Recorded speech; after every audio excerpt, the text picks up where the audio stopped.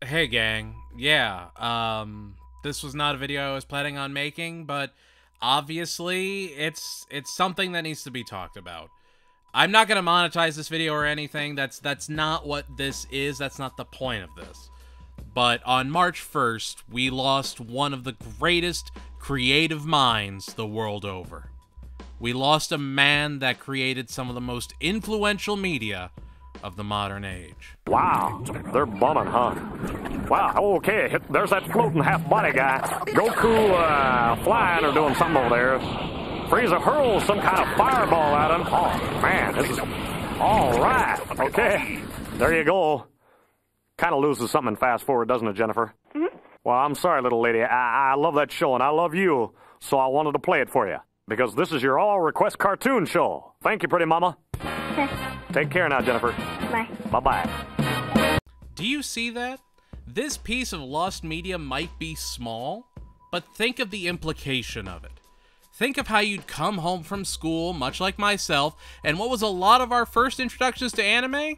Dragon Ball Z on Toonami.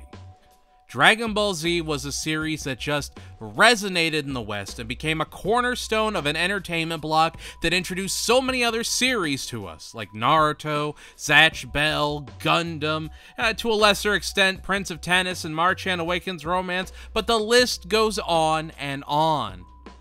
Remember those old Toonami motivational videos? Remember when you saw Goku go Super Saiyan for the very first time? I'm not trying to boil down what he made to just one thing at all, but think of just how commonplace Dragon Ball Z was in pop culture in the 90s and the 2000s. A Dragon Ball live-action movie was made with a just absolutely horrible tie-in game, which was just doubly insulting. And that's how you know you've made it, is if they give you just a horrible adaptation. Like, in no uncertain terms, Akira Toriyama created one of the most popular manga of all time. He created something that was universally beloved and was able to unite people across language and cultural barriers. It inspired modern creators and visionaries, and we don't appreciate the cultural impact he's left enough. A lot of people will argue that Chrono Trigger is one of, if not the best JRPG ever made. A series with a beautiful soundtrack, engaging gameplay, and character designs by Akira Toriyama, NBD. You ever wonder why Japanese games come out on Friday instead of Tuesday? It's in large part due to how workers and students would call in sick because they were staying home to play Dragon Quest on the Famicom. Dragon Quest III being the biggest culprit. Why am I talking about one of the most influential JRPG series of all time? Oh, because Akira Toriyama did the art for it and designed a character that would enthrall the world over and be an inspiration even in the modern age.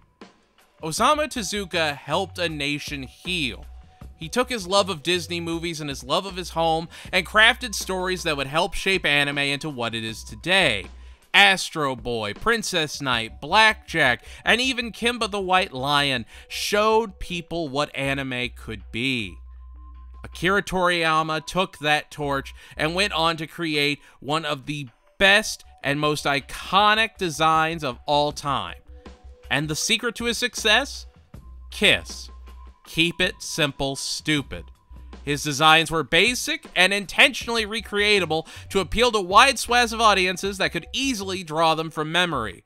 Wanna guess why Pokemon were initially easier to draw in their earlier iterations? I can tell ya, it wasn't their original idea.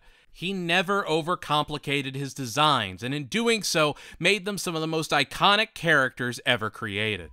Akira Toriyama was an inspiration for the creators you love today, and he worked with the old greats. Akira Toriyama is a man that cemented his role in history as one of the greatest creators that has ever lived.